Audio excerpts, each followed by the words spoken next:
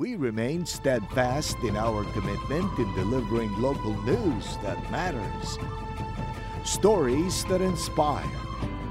Enriching the lives of Filipinos in the Philippines and across the globe.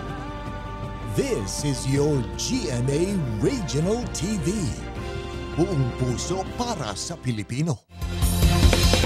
Kini ang At Home with GMA Regional TV.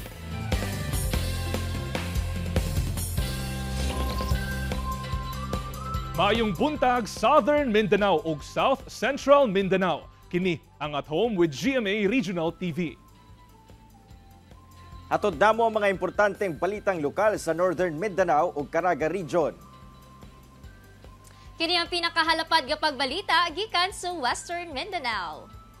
Aniya na ang mga unang balita.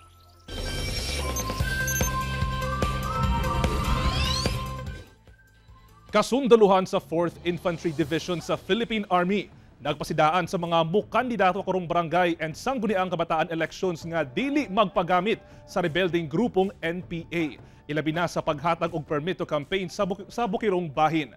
Aniyang report.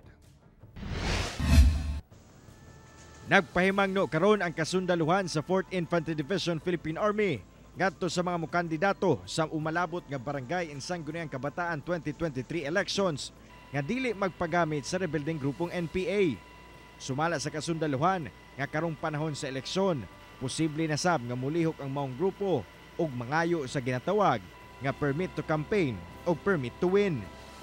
Gawas sa pangayuan nila ang mga politiko, posible sab kuno nga ilang hadlukon ang mga residente sa usa ka lugar aron butaran ang usa ka politiko nga ilang nagustuhan o ginasuportahan. So sa ngayon ay wala pa naman tayong nakitang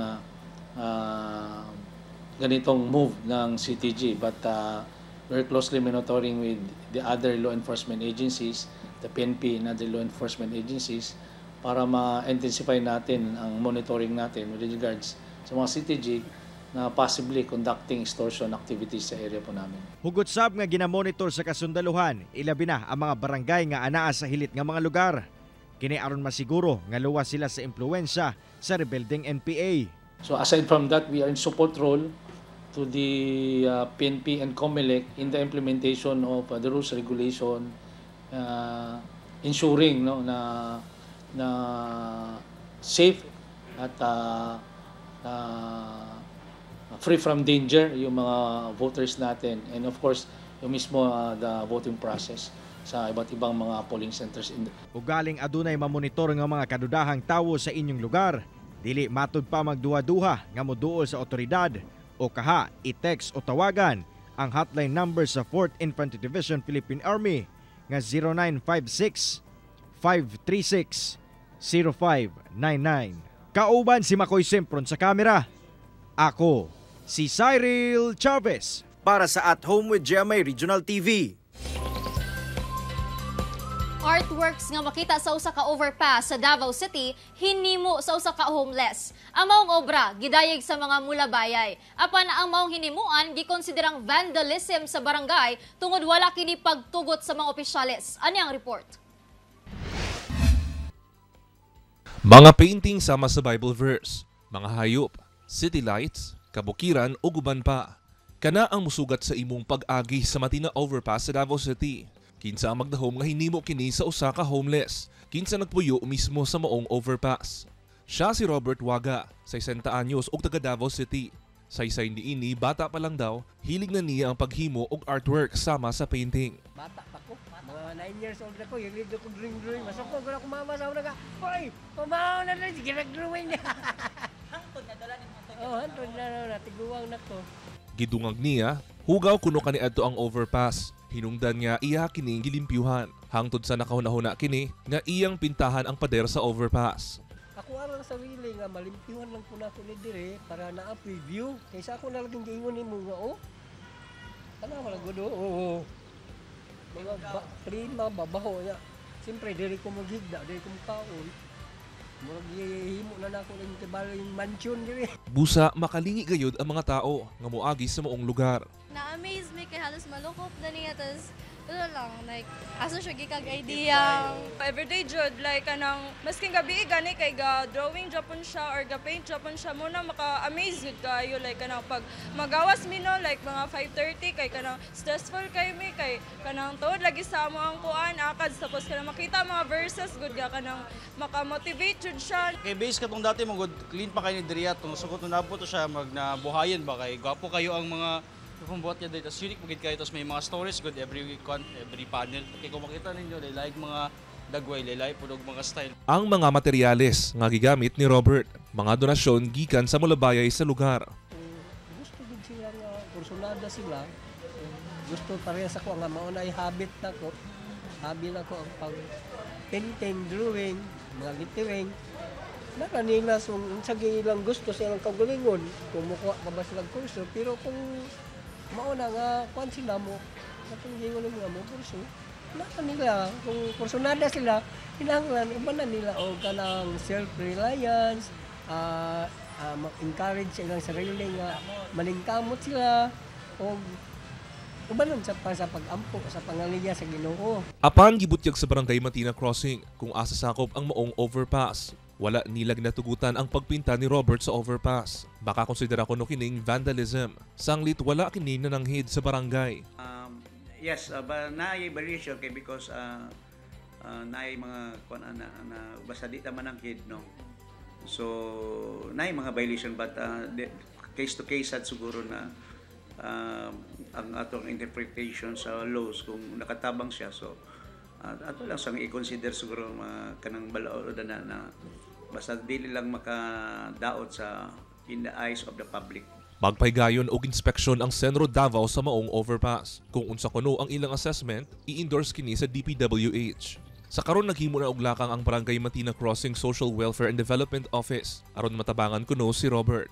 So pwede na to i-collaboration nato sa mga ubang mga concerned agency no na para maka-consent siya mga taga-agmayong kinabuhi kay so far kang nabadlunggan na to walang klaway balay so mas asa matulog so tabangan na to siya sa pinagi sa pag-validate sa iya kung sa mga panghinahanglan sa. Ako si Kent Abrigana para sa At Home with GMA Regional TV.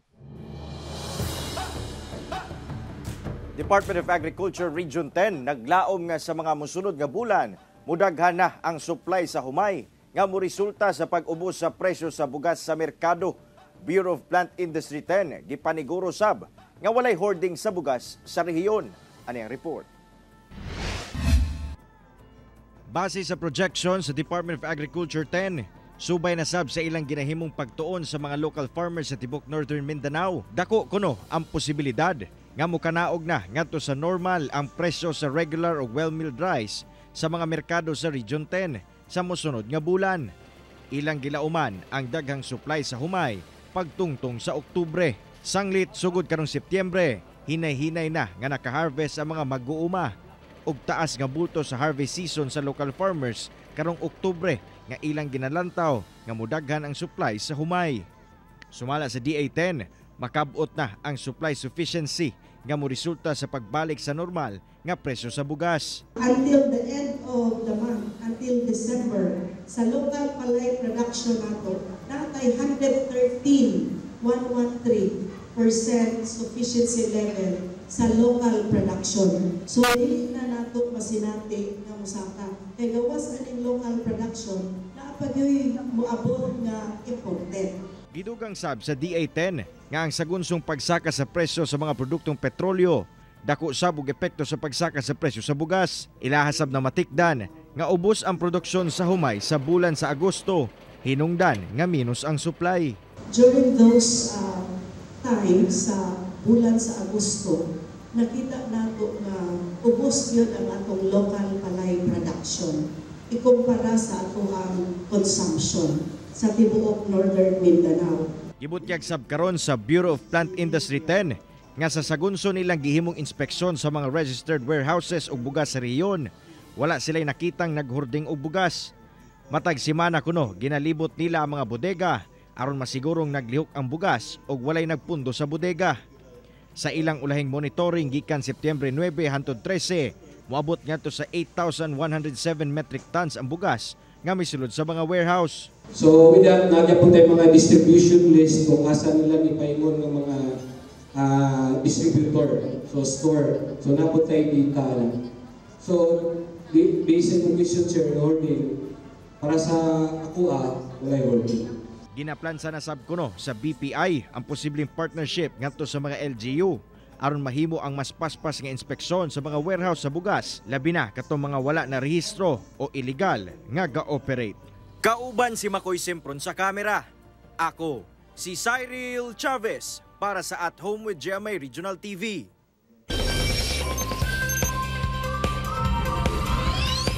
Mga kapuso, this morning, atong makauban ang usa sa miyembro sa Studio 51 nga maoy nag-represent sa Pilipinas o garbo sa dakbayan sa Davao sa World Street Dance Competition.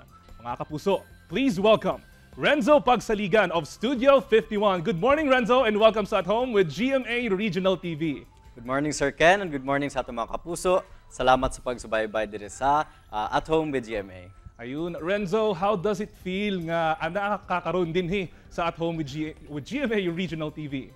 Honestly, Sir Ken, I feel thrilled kasi ito ang first time ko na to be able to be recognized and to talk about something that I'm passionate about, which is dance po. Okay. So, Renzo, can you tell us, paunsa ba nagsugod ang imuhang passion sa pagsayaw? Nag-start po siya nung way back when I was still young. I was exposed to music and performances, dances because of my family kasi they were once performers before. Like my dad was a dancer sa kanilang school, my mom was part of the Glee Club. So because of that, they were very much inclined sa music. So growing up, we got to see this mga music videos. So doon ako na-expose sa dances. Okay. Gawas ba sa imuhang parents? Kinsa ba ang imuhang influence kanang mga international biton nga mga artist or local? Nag-start siguro po siya nung bata pa ako.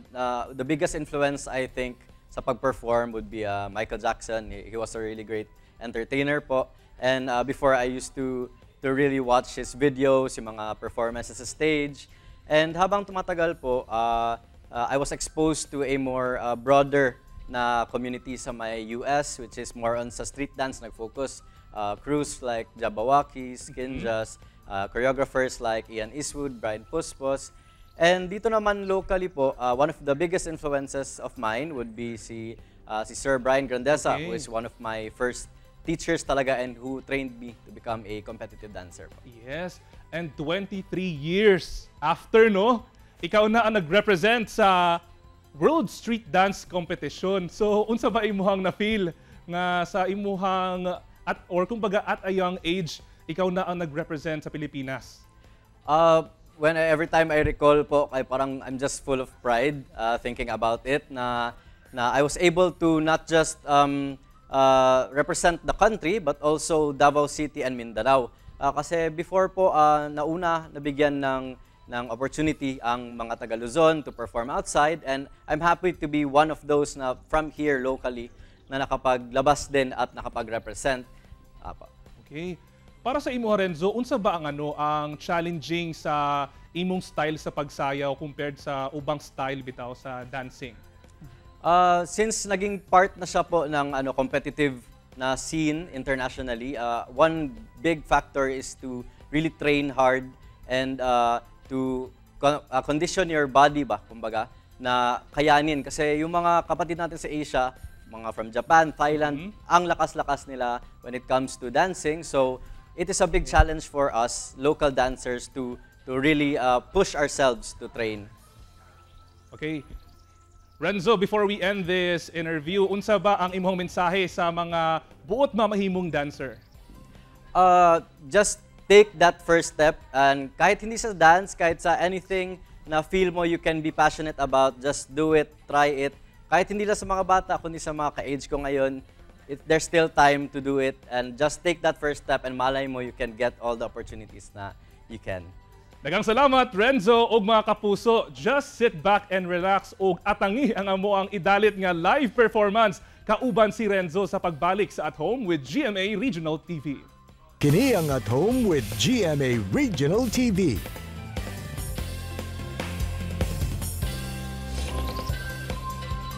Grateful ug overwhelmed daw si Alden Richards ug Julia Montes sa positive feedback sa netizens sa scene drop sa 5 breakups and a romance. Put to waste because of the reception we've been getting po sa mga excited na makapanood. Ang sarap at ang saya namin sa project na to. And then nakita namin yung pagtanggap ng tao. Kana ang pahayag nila Alden ug Julia sa ilang pagbisita sa Lyceum of the Philippines University isip special guest sa Sparkle Caravan Campus Tour.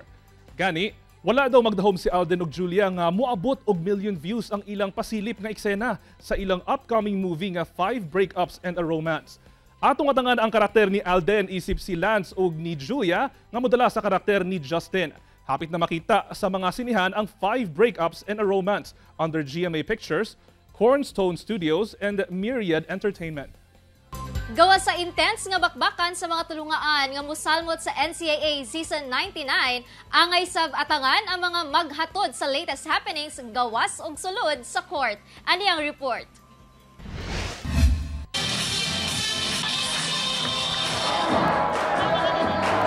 Sa pag-abli sa bagong season sa National Collegiate Athletic Association kun NCAA. Duna sab new faces nga maghatod sa latest happenings in and out of court. Ang mga bagong NCAA Season 99 courtside reporter. Via Zoom, gi-welcome sila ni GMA Network Senior Vice President ug head sa GMA Integrated News, Synergy and Regional TV, Oliver Victor B. Amoroso. Kauban sila NCAA host Anton Rojas, Martin Coach Hammer Antonio ug Martin Javier. Officially welcoming you as one of the newest courtside reporters of the NCAA Season 99. Hello mga kapuso! Lakip sa newest CRS. Ang iladong palaban sa Running Man Philippines, ang multi-talented artist student reporter nga si Lexi Gonzalez. From Hearts on Ice to the hardcourt sub, ang cutie singer reporter sa Alabang nga si Hannah Arguelles. Beauty and Brain sub ang uban sa mga CRS nga mga dean's lister sa ilang tulungaan, ang pretty and charming student reporter sa Caloocan City nga si Glycel Ann Galpo. Ang future architect reporter gikan sa Pasig City nga si Aliana Isabel Faustino. Hello mga kapuso. Ang events host student reporter ng Santa Rosa, Lizelle Ann Yerves. Ang bubbly and pretty student reporter sa Quezon City nga si Monique Angelica Santos nga former PSL courtside reporter ug student DJ sub. Ug ang multi-passionate student reporter sa Malolos nga si Diana Marie Igual. Hi mga kapuso. TV and print ad model ug Miss Polo Philippines 2019 sub ang beauty queen reporter sa Valenzuela City nga si Arlove De Jesus. Ay mga kapuso, Subling ni balik sub this season sila Christine San Agustin, Julia May Ong, Fatima Faye Reyes ug Stephanie Benito. Games will officially start sa pag-abli sa NCAA Season 99 sa September 24 sa Mall of Asia Arena ug masaksihan sa GMA ug GTV. Ako si Krisa Dapitan para sa At Home with GMA Regional TV.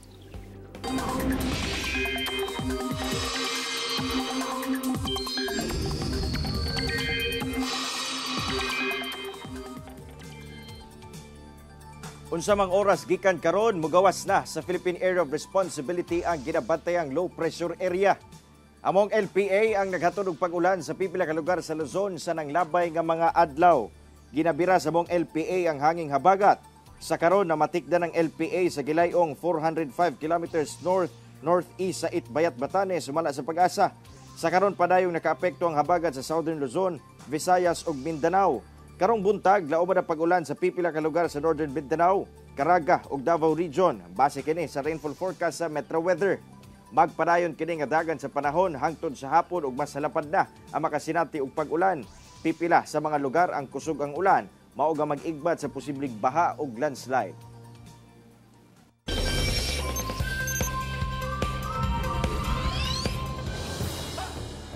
Search and rescue operations nagpadayon sa Libya human ang baha hatod sa bagyong Daniel. Kapin 10,000 katawo ang gituuhang missing o kaha ang patay na.